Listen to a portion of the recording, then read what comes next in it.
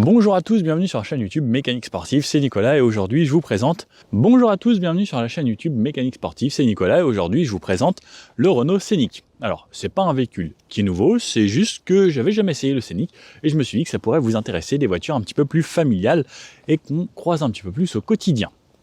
Donc, je vous la présente un petit peu en détail. Bon, vous connaissez sûrement ce modèle. On va reparler rapidement des motorisations. On fait une petite présentation extérieure, les caractéristiques. Ensuite, on va l'essayer sur tout type de route, comme d'habitude, que ce soit en ville, sur autoroute nationale, départementale ou autre. Bon, allez, c'est parti, on commence par l'extérieur. Alors, le Scénic, il existe en deux versions. Soit le Scénic court, comme celui-ci, comme on l'appelle, soit le Grand Scénic, donc qui est plus grand, comme son nom l'indique.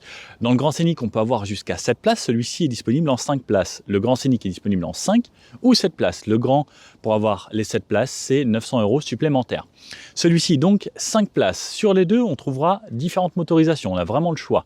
En essence, on a soit le 115 chevaux, soit le 140, soit le 140 avec la boîte EDC 7, soit le 160 chevaux avec la boîte EDC 7, comme on a aujourd'hui. Ensuite, on a une motorisation diesel. En diesel, on aura le choix de la version 120 chevaux, le 120 chevaux en EDC 6, le 150 chevaux et le 150 chevaux en EDC 6 également. La différence entre les deux, c'est que les essences ont la boîte 7 et les diesels la boîte 6 rapports. Sinon, en manuel, pour toutes les versions, ce sera les boîtes de vitesse 6 rapports en manuel. Gros avantage de ces Scénic, c'est la distribution par chaîne sur tous les moteurs.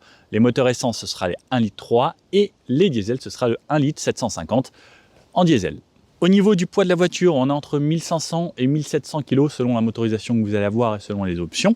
On peut avoir un crochet d'attelage à l'arrière qui pourra tirer entre 1500 et 1800 kg pour des remorques freinées ou 750 kg si c'est pas freiné. Au niveau des dimensions de la voiture, on est sur un véhicule qui fait 4,40 m de long, 1,86 m de large, donc sans les rétros, et 1,65 m de haut, sans les barres de toit aujourd'hui. Par exemple, on pourra mettre des barres de toit sur lesquelles on pourra mettre une galerie d'environ 60-70 kg. Alors, le prix de cette auto. Petite question, je vais me poser une question que je vais faire maintenant. Combien vous seriez prêt à mettre dans cette voiture? En neuf, bien sûr, hein. Je ne parle pas de l'occasion, je parle en neuf, en concession. Combien seriez-vous prêt à mettre? N'hésitez pas à me le mettre dans les commentaires. Et maintenant, donc, le prix de la voiture. La Scénic, elle commence à partir de 29 000 € avec la petite motorisation sans option. On a plusieurs finitions, le Zen, la série limitée, donc SL, le Intense et la Black Edition comme on a aujourd'hui. Donc ça, c'est Black Edition, c'est le modèle le plus haut de gamme avec un intérieur spécifique qui est vraiment très très joli. Modèle de base à partir de 29 000 €, le véhicule présenté aujourd'hui environ 42 000 €. Pour le Grand Scénic, on rajoutera environ entre 1500 et 2000 € de plus pour les mêmes finitions et les mêmes moteurs, c'est juste le véhicule qui changera un petit peu au niveau de la carrosserie. La voiture, elle est disponible en 8 couleurs. Au niveau des jantes, on a le choix entre 5 jantes différentes et on aura toujours du 20 pouces. Du 20 pouces, c'est bien parce que ça remplit bien large roue et ça, c'est quand même agréable. Sur l'avant, on reconnaît très facilement une Renault, hein. Donc toujours ces lignes ici qui viennent se finir au niveau du logo, donc dans ce losange, le gros logo Renault ici, toujours les petits miroirs collés ici sur les calandres. Donc ces deux lignes ici, on a un avant très très court ici hein, sur le Scénic, puisque au final le tableau de bord à l'intérieur est énorme, donc on peut permettre de positionner le moteur un peu plus loin, parce que c'est tellement grand ici, vous verrez ça à l'intérieur. Sur l'avant, feu LED ici, donc projection LED pour les feux de croisement et de nuit et plein phare, mais le clignotant qui n'est pas en LED, dommage, on aurait pu avoir du full LED, ça aurait été quand même plus sympa. Ensuite, on a toute une partie peinte, sauf la lame avant ici qui est en plastique noir. Des petits contours chromés et les anti-brouillards en LED également. On a à l'avant les radars de parking, donc pour lorsqu'on va se stationner pour avoir la distance. Petite chose spécifique sur ce Scénic, c'est ce grand bandeau ici qui fait le tour de la voiture. Et un petit truc que j'aime bien, le détail, c'est ici, on a les buses de lave-glace qui sont intégrées à cette partie, donc on les a pas posées sur le dessus. C'est bien plus joli. Et pareil, les balais d'essuie-glace, regardez la longueur du balai. C'est juste énorme, ça fait 1 mètre.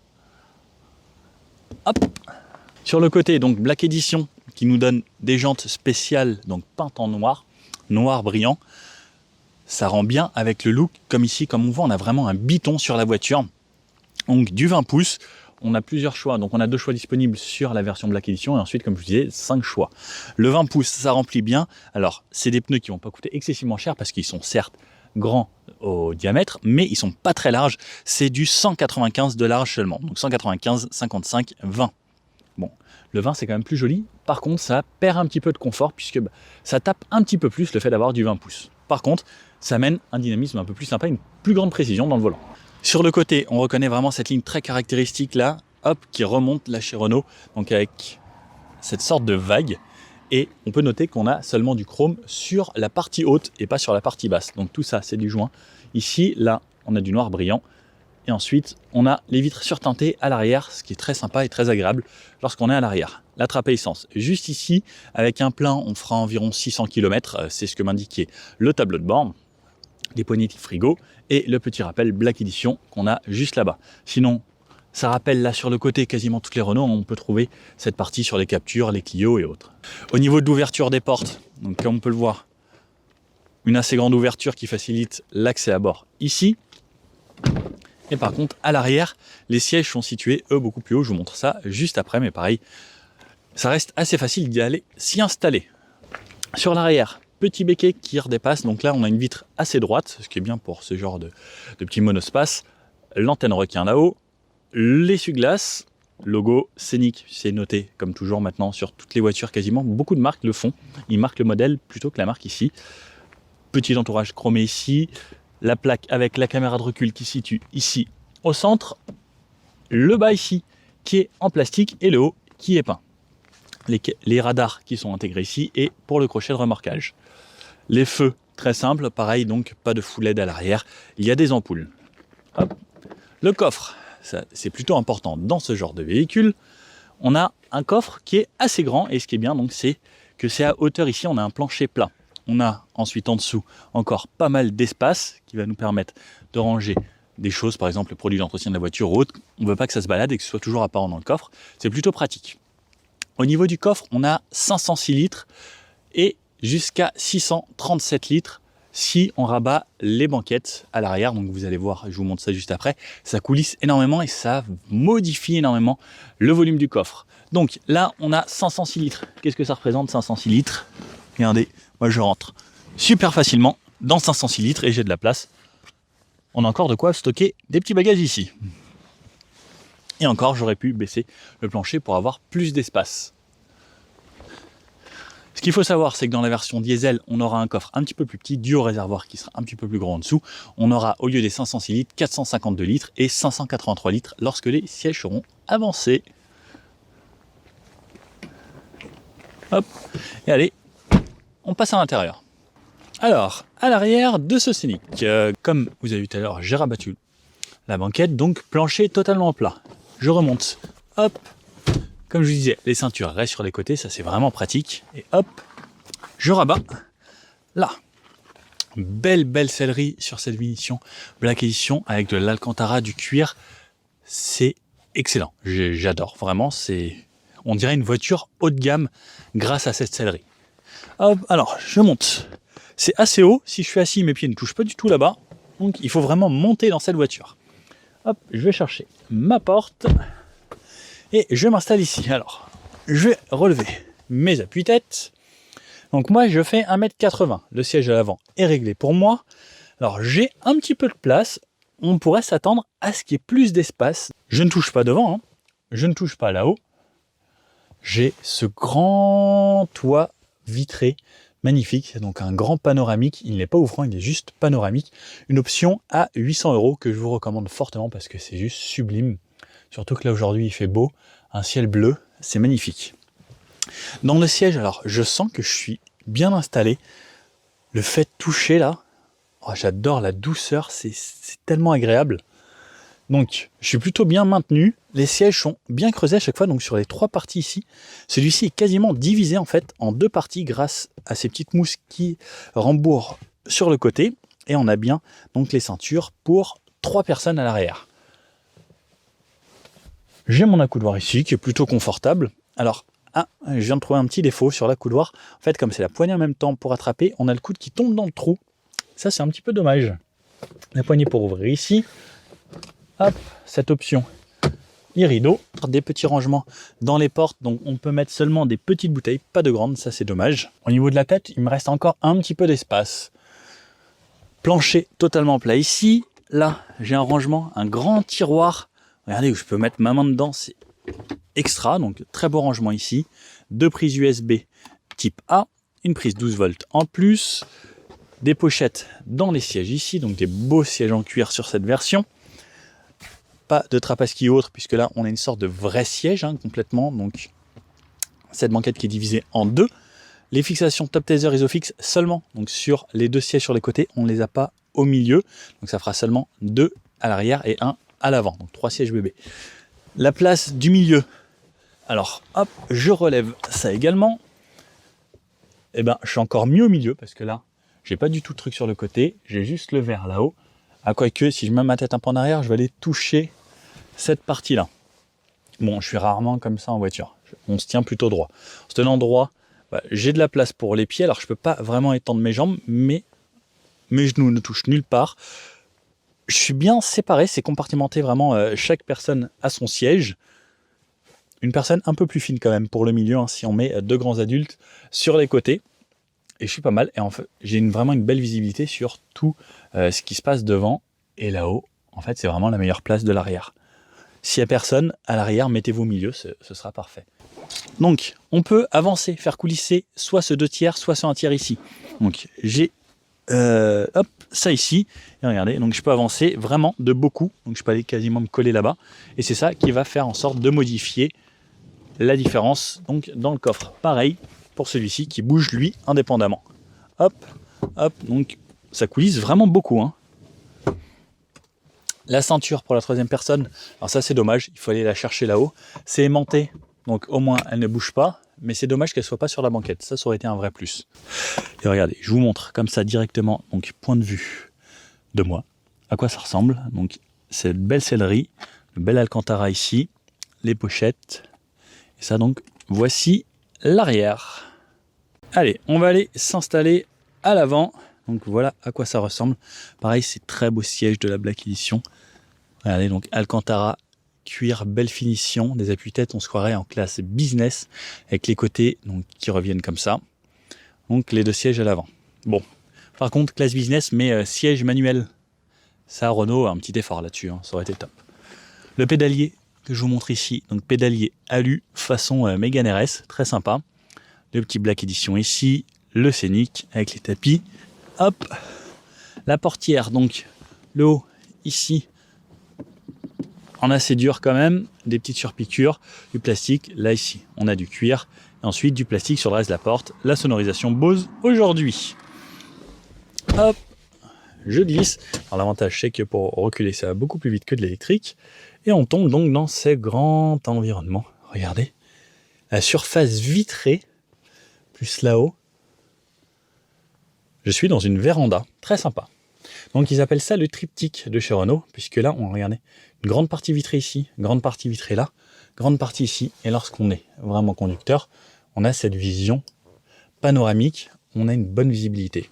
Donc normalement, c'est souvent ce pilier qui est plus loin là-bas sur le montant de pare-brise. Et là, en fait, ils ont fait comme si une voiture ici, mais ils ont rajouté cette partie pour mettre le pare-brise. Le rétroviseur, on a une visibilité correcte. Alors, ce qui est très bien, bravo Renault, ils ont mis le coin bombé sur les 2 rétroviseurs, bravo. Je ne sais pas pourquoi, les autres marques ne font pas ça. S'il vous plaît, si vous savez, dites-moi pourquoi, je ne comprends pas. Le volant, ici, donc à gauche, c'est les commandes pour le régulateur de vitesse. On a le régulateur adaptatif qui va à partir de 50 km/h et au-dessus. En dessous, non, c'est dommage. On peut régler la distance avec le véhicule qui nous précède ici. Donc, on active avec le reset ici ou le redémarrer et on annule avec le haut ici. On règle la vitesse en haut ou en bas et la distance, on a 3 crans différents. À droite, c'est les commandes vocales. Ici, changer de musique haute, décrocher le téléphone et les menus du fond de l'écran là-bas. Le petit badge Black Edition ici pour nous rappeler la version qu'on a. Le volant en cuir perforé ici et du cuir doux là-haut, tout lisse. Ici, un aérateur là, donc 4 comme d'habitude. Là, cette grande partie ici, tableau de bord, on a l'impression d'être dans un utilitaire tellement qu'il y a de la place ici. Là, on a, regardez, je vais vous démarrer la voiture. Donc lorsque je démarre avec le bouton Start ici, ça va me mettre, ça j'adore, ça fait façon avion de chasse. Donc on le retrouve aussi dans la Mégane, mais je trouve ça toujours très sympa l'animation de l'ouverture de l'affichage tête haute. Le tableau de bord ressemble à ça. Donc lorsqu'on démarre, à gauche les températures, à droite l'essence. La conso moyenne donc, que j'ai réalisée pendant l'essai, 8 litres 2. On peut voir l'autonomie, il me reste 570 km, là avec quasiment le plein. Contour ici, donc ça on va pouvoir changer les menus et l'affichage d'ici.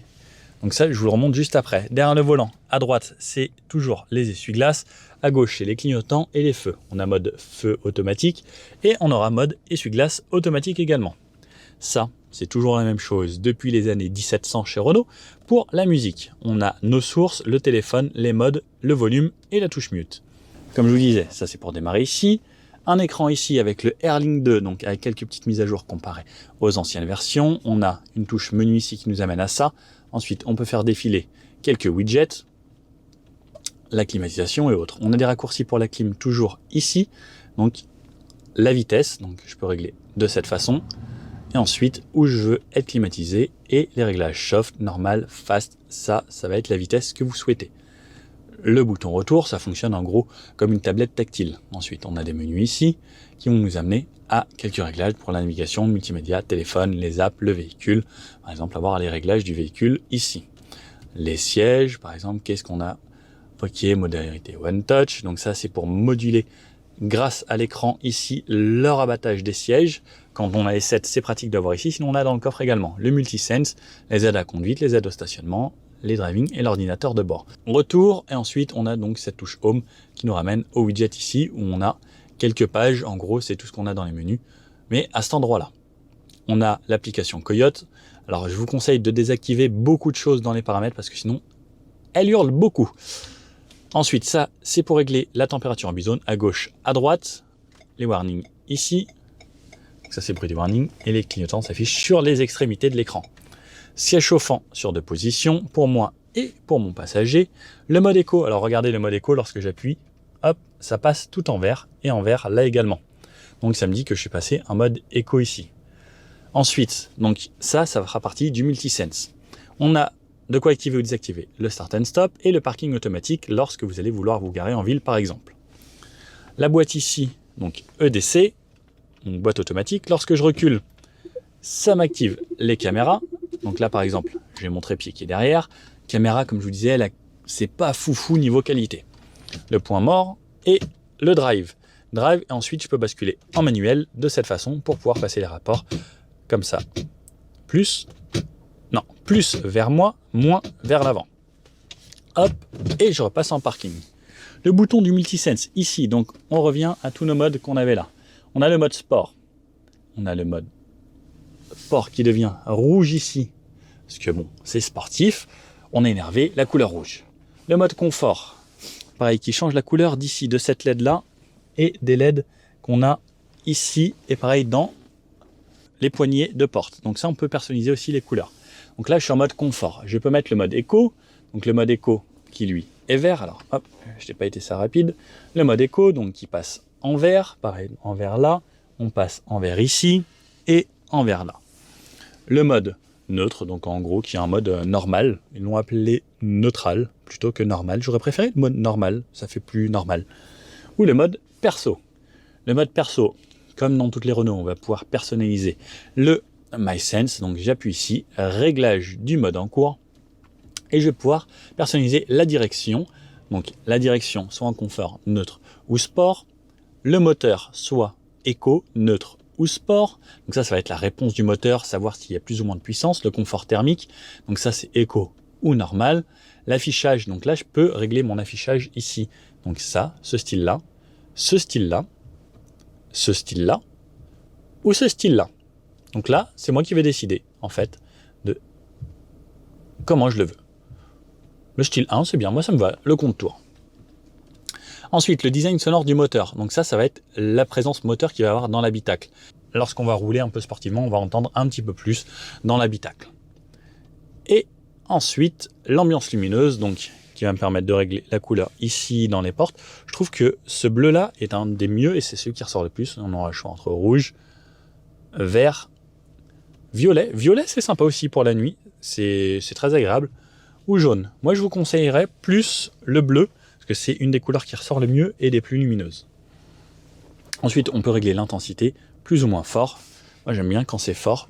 Ça fait bling bling, ça fait boîte de nuit. Planche de bord, habitacle avant, habitacle arrière. Donc ça, c'est savoir où vous voulez éclairer. Voilà pour les profils MySense qu'on a là. Ça, c'est le frein à main, donc en électrique.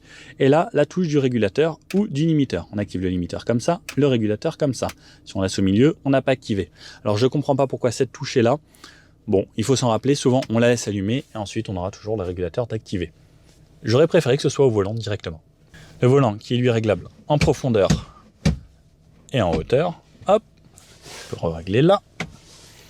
Ici, donc, j'ai de l'espace. Oh, ça s'allume, j'avais même pas vu. Un grand espace de rangement ici. Donc ça, c'est top. Niveau rangement, on en a pas mal dans cette voiture.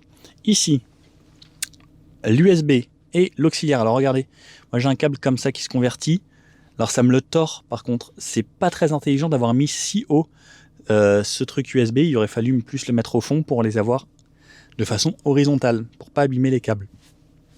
Donc, petit rangement également ici. Hop, et comme je vous disais, à l'arrière, on a aussi donc ce grand rangement dans le tiroir qui est énorme juste ici. Ça, c'est un vrai plus. À droite, là-bas, donc on a, regardez, j'appuie ici, ça me déverrouille, la boîte à gants. La boîte à gants qui est un tiroir, donc qui coulisse de cette façon, qui fait plus de 11 litres. Ça, c'est vraiment l'idéal. Bravo Renault pour ça, c'est du rangement, très pratique, facile à aller chercher, on peut mettre beaucoup de choses, bravo. Et la portière donc ressemble à ça, et donc ces beaux sièges, voilà. Et là-haut, donc ce grand toit panoramique que je recommande vraiment fortement. Et la vision sur les sièges arrière, donc c'est 3 sièges ici. Là-haut, ici, donc on a l'éclairage, donc avec des petites LED, hop, hop. Ça, c'est pour refermer. Donc le rideau, on a plusieurs positions, et il se ferme donc automatiquement. On s'ennuie quand même beaucoup plus, hein, alors que quand on ouvre, on respire, tout de suite ça fait du bien, on voit la nature, on voit le ciel. C'est plaisant. Là-haut, donc cette grosse partie rétroviseur avec un très très gros rétro, là qui me dit que les sièges ne sont pas attachés. Là, il y a des caméras pour le système et le radar adaptatif. Ici, gros pare-soleil avec la LED qui s'éclaire en blanc au-dessus, un petit miroir. Alors, tout petit miroir pour un très très gros pare-soleil. Ici, on pourra ranger ses cartes et autres. Bon, je pense que vous avez tout vu, hein. Il ne reste plus qu'à aller l'essayer et voir ce que ça donne sur la route cette voiture. Et même un petit peu plus. Voilà, ça j'aime. Allez, c'est parti, on va partir pour l'essai. Donc, un grand monospace, il y a de la place là, c'est énorme cette plage. Le pare-brise bien incliné, les essuie-glaces, j'ai l'impression qu'ils sont tellement loin. Vous voyez, là-bas. Et là, ce pare-brise, top. Là, c'est pareil, la visibilité ici sur les montants est top. Là, j'ai un gros montant, mais comme je peux bouger ma tête, je vois facilement tout ce qui va se passer là-bas. C'est vraiment bien. Les sièges sont pas mal. J'aime beaucoup le design, en tout cas. Les appuis-têtes sur les côtés. Ça, c'est cool. C'est rare d'avoir des appuis-têtes comme ça, où ça englobe la tête. Souvent, c'est plat. Bon, c'est parti. Donc, cette version EDC, donc boîte automatique, en 160 chevaux. Je vais régler mon rétro un petit peu mieux. Et hop, c'est parti. Donc petit moteur 1,3 litre, 160 chevaux, boîte automatique. Boîte automatique pour ce genre de voiture, c'est l'idéal parce que vous allez avoir les enfants, etc. On va beaucoup la rouler, on va faire du trajet. Boîte auto, le top du top. On a beaucoup moins besoin de se casser la tête et c'est agréable. Même en ville, pas besoin de passer les rapports et autres. Parce que bon, on vit quand même souvent en ville, hein. Il y a des personnes qui vivent à la campagne où c'est un peu plus cool. Beaucoup des gens vivent en agglomération. Donc la boîte automatique, je trouve que c'est quand même un vrai plus. Au niveau de la position de conduite, bah, je suis bien. J'ai le gros pédalier alu, comme sur une Mégane RS avec le gros repose-pied. C'est très sympa d'avoir ça. Les sièges avec l'Alcantara là, le cuir, j'ai un maintien qui est quand même sympa. J'ai les sièges chauffants, donc là sur 2 positions. Là, je vais me mettre un petit bout de siège chauffant d'ailleurs. Alors par contre, ce qui est un petit peu embêtant, c'est par exemple là pour la clim, là, j'ai des petits raccourcis quand même, mais je vais pouvoir baisser un petit peu la ventilation pour que vous puissiez m'entendre un petit peu mieux. Mais ensuite, je vais retourner, est-ce que ça retourne? C'est bon, ça retourne sur l'Android Auto. Alors, le passage de rapport est super fluide. Zone à risque sur 200 mètres, vitesse limitée à 50 km/h. Ah d'accord. Zone à risque sur 50 mètres, Oui, c'est vitesse gentil. limitée à 50 km/h. Ah oui, d'accord. Alors, merci de prévenir les radars. Par contre, là, je suis sûr de ne pas me prendre le radar. Parce que, waouh! Vu comment j'étais prévenu, ouh, le siège chauffant chauffe très très vite. C'est très rare qu'un siège chauffant chauffe aussi vite. Je l'ai à peine allumé, j'ai déjà très chaud. Bon, alors, c'est bien d'avoir l'indication de radar. Je préfère un petit bip bip un peu plus discret parce que là, c'était un poil trop. Alors, là, il y a des camions qui sont démarrés hautes. Je suis autour de camions. L'insonorisation est pas mal. C'est pas déconnant. Là, je sors d'une Twingo. Bon, vous savez, rien à voir. On a quand même bien mieux à insonoriser. Le passage de rapport, donc là, ça me passe mes rapports. Ça me dit pas en quel rapport je suis. Mais c'est bien, c'est lisse. C'est agréable, là je suis au-dessus de tout le monde. Je suis au-dessus là de tout ce tableau de bord, donc ça me donne une bonne visibilité. J'ai l'impression vraiment d'être au-dessus de la route là. J'ai de l'espace, c'est bien, je me sens respirer en fait là dans tout cet habitacle, c'est très vitré, c'est grand, c'est super agréable. La direction est pas trop légère. Alors ça, le fait d'avoir une direction qui est pas trop légère, c'est un plus. Une direction qui est assez directe en plus. Ah ça j'aime bien, on a un très bon train avant là. Oh, on a une voiture qui vire quasiment à plat. Ça a l'air très sympa, je pense que même en conduite dynamique elle sera très agréable. Et en plus elle est assez directe, on n'a pas un point milieu où c'est trop flou. Ça a l'air bien ça. Ouais, comme sur presque toutes les Renault ici, j'ai un petit bouton éco. Je vais l'activer. Le compteur passe en vert. Donc ça me dit que là je suis vraiment en mode éco. J'ai le petit mode éco. Et je sens une différence de réponse à l'accélérateur. Donc c'est devenu beaucoup plus doux. J'ai moins de répondants, c'est moins dynamique. Mais par contre ça me fait faire des économies d'essence normalement. Alors on va aller s'insérer sur le périph'. Et bonne chose, sur cette version, j'ai le régulateur adaptatif. Ça c'est pareil, c'est une des options que je vous conseille vraiment de prendre. Alors, je ne sais pas si vous avez déjà essayé ou pas, mais par exemple là, pour le périph', il n'y a rien de mieux que le régulateur adaptatif. Donc là, je vais aller m'insérer. Hop, je suis en mode éco, ça y va tranquillement. Hein. Ça bride la puissance concrètement, le mode éco. Je vais me mettre ici. Est-ce que la voie de droite sur le périph', c'est pas l'idéal? Ralentissement à 500 mètres.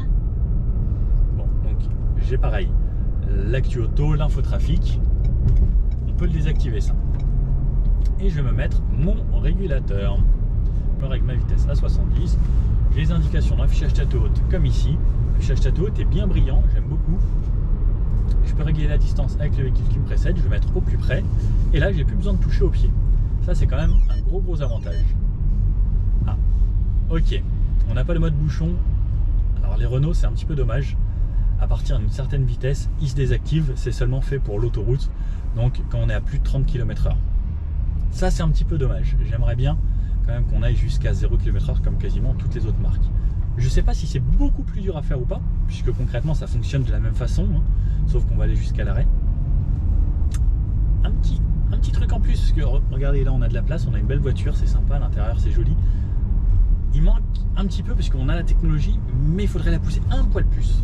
Comme vous pouvez le voir ici, j'ai l'application Coyote qui est directement intégrée dans la voiture. Donc vous pouvez payer l'abonnement, mais là c'est vraiment sur la voiture avec les zones de danger, etc. Alors ce qui est un petit peu dommage, c'est que Coyote ça fait pas forcément le GPS. Donc il va se déclencher, on va voir les zones, etc. Donc c'est plus pour des routes que vous connaissez, mais ça fait comme le petit boîtier de chez Coyote. Coupez le son de l'alerte. Voilà, parfait, il nous embêtera plus. Bon, même dans un tunnel, l'insonorisation est plutôt correcte sur cette voiture. Les clignotants sont quand même assez bruyants. Par contre, au moins, on est sûr de ne pas les oublier. Et là, je vais pouvoir me mettre normalement à 50 au régulateur adaptatif. Parce que 50, on a le droit. Donc 50, c'est la vitesse minimum pour avoir le régulateur adaptatif. Il va pouvoir aller lui plus lentement. Il va s'arrêter aux alentours de 30-35. Alors je sais pas exactement à chaque fois, ça marche pas exactement pareil selon les conditions. Mais 50 c'est le minimum. À 50 km/h. Donc le rapport, je m'en soucie pas, la boîte est en automatique. C'est pas comme les nouvelles versions hybrides avec la boîte à crabot, c'est juste une EDC sur cette voiture. 50 km/h, c'est calme dans l'habitacle. On entend très peu le moteur, quasiment pas de bruit de roulement. L'insonorisation autour de moi est plutôt correcte. Ça reste une Renault, c'est pas du premium. Donc on est plutôt pas mal. Ensuite, donc là on va passer à 70. Donc je monte mon régulateur, ça monte de 2 en 2. Hop, pour aller me mettre à 70. Je suis en mode éco, ça relance gentiment. Le TUC c'est encore pour le radar, donc j'ai désactivé l'application Coyote parce que ça fait beaucoup trop de bruit pour moi. Mais j'ai quand même les informations de radar. 70, c'est correct. Alors par contre c'est pareil, j'ai pas de contour ou autre sur cette voiture. Hop, je vais le mettre sur le côté. Ça reste correct. Franchement, c'est calme, confortable. Ça filtre pas mal les défauts. Et regardez, là je vais vous faire d'un coup sec, hop, le changement de voie vient la voiture. Le châssis est quand même plutôt bien. J'ai pas l'impression qu'elle prenne énormément de roulis, elle va pas aller s'écraser sur le côté. Pareil, là je suis à 70. C'est hyper vif en fait. Allez, on monte à 90, parce qu'ici c'est 90, la voiture tombe en rapport si elle a besoin de relancer. Elle repasse son rapport, donc on l'entend juste un petit peu à l'oreille, mais sinon, c'est plutôt fluide. J'ai le régulateur adaptatif, donc si ça freine devant, la mienne va ralentir également, et quand ça réaccélère, ça va réaccélérer, le véhicule s'en va, elle va réaccélérer gentiment. On entend légèrement le moteur. Quand il relance un petit peu, on l'entend un petit peu plus, il est plus présent. Si je mets vraiment le pied dedans,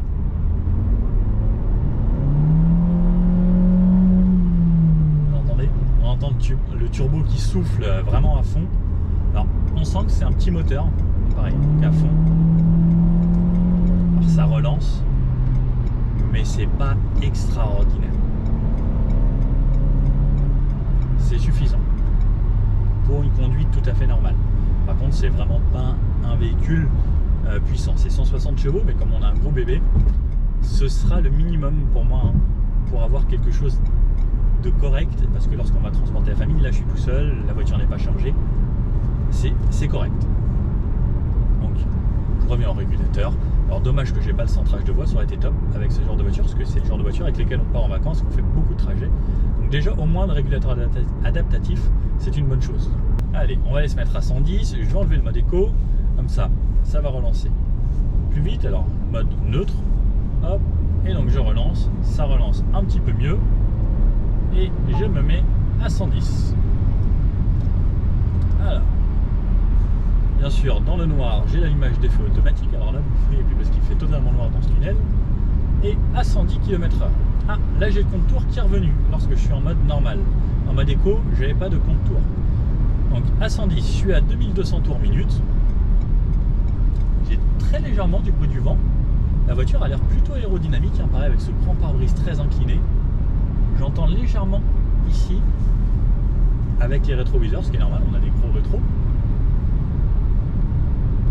Le moteur est très légèrement présent dans l'habitacle. Très peu de bruit de roulement. Et c'est confortable. Franchement, j'ai pas grand chose à dire. À 110, c'est plutôt bien. Et on va aller se mettre à 130. Un petit peu à 130. Hop. Donc ça relance plutôt efficacement. Et à 130. Je suis à 2500 tours, pile poil. C'est plutôt agréable. On sent que la voiture reste quand même assez ferme. Un tout petit poil plus de bruit du vent. Alors, je suis agréablement surpris par comment les bruits du vent sont contenus dans la voiture. On entend très légèrement le moteur et les bruits de roulement, toujours quasiment rien. Donc c'est plutôt pas mal. C'est bien géré. Il n'y a pas trop de bruit dans l'habitacle. on a une voiture confortable qui reste assez ferme. Et c'est pareil à haute vitesse. On sent qu'on a une voiture avec laquelle on aura un comportement assez simple. Petit bout en ville, on va passer dans des petites rues, voir comment on arrive à manipuler ce petit joujou. Donc, la direction, comme je disais, elle est plutôt précise, elle est agréable, elle n'est pas trop assistée. Après, on a ici donc, les modes, le multisense. On a soit sport, confort, éco, neutre ou perso. Donc là, je suis en mode neutre. On peut mettre le mode confort. Le mode confort, lui, alors, hop, il change la direction. Si je passe en mode sport, la direction devient un petit peu plus ferme. On va mettre le mode confort pour tous les jours, c'est plutôt pas mal. La voiture et le volant deviennent un petit peu plus souples. En mode sport, ce sera plus dynamique. Bon, utiliser le mode sport sur ce genre de voiture, ça n'a pas forcément d'intérêt. Hop, donc le braquage, ça va. On va essayer tout à l'heure là, juste sur un petit rond-point au bout de la rue. La direction est bien. On sent par contre que voilà, la voiture reste quand même assez ferme. Hop.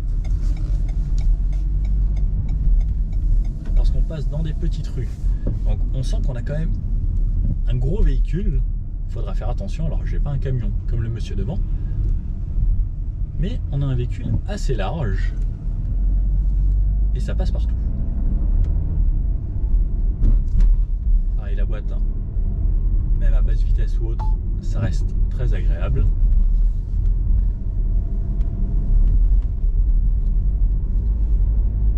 Au niveau du freinage, la pédale est plutôt progressive. Par contre, si j'appuie un petit peu plus fort dessus, ça freine franchement correctement. Bon, donc ici, mon petit test de rayon de braquage. Donc, petit rond-point, hop, je braque à fond. Alors, c'est pas ce qui se fait de mieux en rayon de braquage, mais c'est passé. Il faut prendre un peu plus large sur ce genre de tout petit rond-point. C'est agréable, franchement, c'est une voiture agréable à conduire. J'aurais peut-être aimé une suspension un poil plus soft. Par contre, ça lui aurait enlevé un petit peu ce côté dynamique où bah, la voiture, elle est un peu plus nerveuse et elle fait plus ce qu'on lui dit. Donc, on va dire que c'est un bon compromis entre confort et dynamisme. Mais pour une voiture familiale, je pense que la plupart des gens ne vont pas conduire de façon très speed ou sportive. Je pense qu'un poil plus confortable, ça aurait été parfait. Bon, on va pouvoir faire un petit test rond-point. Hop, qu'est-ce que ça donne? Donc là, je reste en mode confort. Dans les sièges, je suis pas trop mal maintenu. Oh, j'ai mon téléphone qui a volé. Hop. Alors, j'aurais peut-être aimé un petit peu plus de maintien juste ici, ça aurait été plus agréable. À part ça, la voiture, ce qui est bien, comme je disais, elle penche pas trop en virage. Au niveau dynamique, ça va. Un poil de sous-virage, parce que ça reste quand même une grosse voiture, on a le moteur à l'avant. Donc le sous-virage, c'est pas gênant parce que ça se gère facilement. Et la voiture, elle reste vraiment en fait dynamique. Et là, je suis même pas en mode sport. Donc si je passe en mode sport, donc par exemple, non, sport qui est le premier, donc ça passe en rouge au compteur. Et là, la voiture, elle est encore plus réactive. Au niveau de la direction, on sent vraiment un réel changement. Au niveau de l'accélération, pareil, ça pousse un peu plus. Le freinage, ça restera le même. Mais pareil, on entend plus le moteur et autres.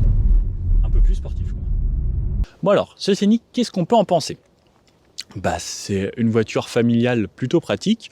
Les rangements, j'ai bien aimé à l'intérieur. Le grand bac à l'arrière, le tiroir à l'avant. C'est des bons petits plus. L'espace et la visibilité qu'on a sur l'avant est pareil avec le toit que je vous conseille vraiment fortement. En panoramique, ça amène de la luminosité puisqu'on a, surtout sur cette Black Edition, un intérieur très sombre. Moi, j'aime bien les intérieurs clairs, mais un intérieur clair plus un grand toit panoramique comme ça, c'est juste extra. La visibilité sur l'avant, donc pas mal. En ville, on sent qu'on a quand même une grosse voiture. J'aurais peut-être aimé un rayon de braquage un petit peu mieux, comme on a des pneus pas très larges. Ça aurait pu être bien, que ce soit un poil plus maniable. Sinon, au niveau du châssis, c'est agréable. La direction est bien. Quand on conduit un petit peu plus sportivement, on a un châssis qui nous emmène où on veut. Au niveau du moteur, les 160 chevaux, pour moi, mon ressenti, c'est qu'ils sont vraiment nécessaires. Parce que si vous prenez moins, ça va manquer quand même d'un petit peu de reprise et autres, parce que déjà là avec 160 en étant seul, ça fonctionnait bien. Mais voilà, je vous conseillerais plutôt les gros moteurs, en tout cas en version essence. En diesel, c'est pareil. En fait, l'avantage, c'est que plus on prend un gros moteur, plus ce sera bien pour la reprise et vous aider à dépasser et autres au quotidien. Au niveau du tarif, donc aux environs de 42 000 €, c'est pas un modèle récent, vous pouvez avoir quelques petites baisses avec votre concessionnaire lorsque vous achetez ce véhicule. N'hésitez pas à me dire ce que vous choisiriez plutôt ce Scénic, ou est-ce qu'il y a d'autres marques qui vous plaisent, qui font à peu près le même type de véhicule. Donc on a vraiment beaucoup de choix de nos jours. Qu'est-ce que vous choisiriez, plutôt ça ou autre chose? Si c'est autre chose, n'hésitez pas à me mettre dans les commentaires, et pour quelle raison. Et si vous avez envie que je fasse des essais d'autres voitures familiales comme ça, 5 ou 7 places, n'hésitez pas à me le mettre et j'essayerai de le faire également. Au niveau des points négatifs, moi ce que je trouve, c'est l'écran, le Airlink. Alors je trouve pas ça hyper facile, ça fait un petit peu dépasser. Donc il y a les nouvelles Mégane qui arrivent avec les nouvelles instrumentations de bord, ça a vraiment un gros step en avant. Sinon, ce qui est bien, c'est que c'est la simplicité ensuite au tableau de bord et autres. La boîte EDC, je trouve ça plutôt correct, c'est agréable au quotidien. Je conseille vivement moi les boîtes automatiques, puisque pour la conduite de tous les jours, moi qui fais beaucoup de villes, c'est vraiment un confort supplémentaire. Point négatif pour moi, c'est le radar adaptatif, donc le régulateur adaptatif. Le fait que ça n'aille pas jusqu'à l'arrêt, ça c'est vraiment un gros bémol avec ce genre de voiture, parce que c'est des voitures pour les familles, etc. Ça serait un vrai plus d'avoir au moins, pas forcément jusqu'à l'arrêt, mais par exemple Hyundai le fait, ça va jusqu'à 10 km/h et ça s'arrête là, ça s'arrête à 30-35. C'est-à-dire que même dans les bouchons sur le périph', eh ben, il faut vraiment que je conduise moi-même. J'aurais aimé pouvoir le laisser tout seul et peut-être voir même la conduite de niveau 2. Alors ça arrivera sûrement sur le prochain Scénic qui sortira, parce que ces voitures sont assez vieilles, c'était pas forcément des voitures haut de gamme. Mais voilà, un petit plus pour le prochain. Bon, j'espère que cette vidéo vous aura plu. Je vous dis à bientôt pour une prochaine vidéo. Ciao!